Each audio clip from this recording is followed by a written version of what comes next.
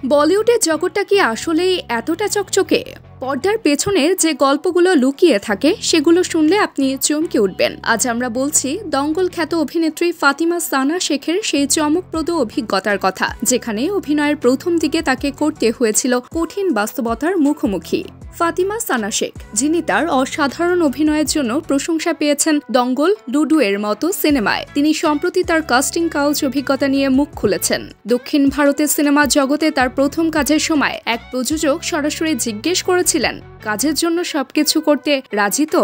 এই প্রশ্ন শুনে কি ভেবেছিলেন ফাতিমা? তিনি বলেছিলেন, আমি পরিশ্রম করতে রাজি, কিন্তু ইঙ্গিতপূর্ণ কথাগুলো আমাকে হতবাক করেছিল। এরপর হায়দ্রাবাদের এক প্রযোজকও ফাতিমাকে সরাসরি কোনো কিছু না বললেও ঘুরিয়ে পেঁচিয়ে তাকে বোঝানোর চেষ্টা করেন। ফাতিমা তখন সাহস নিয়ে তাদের এড়িয়ে যান।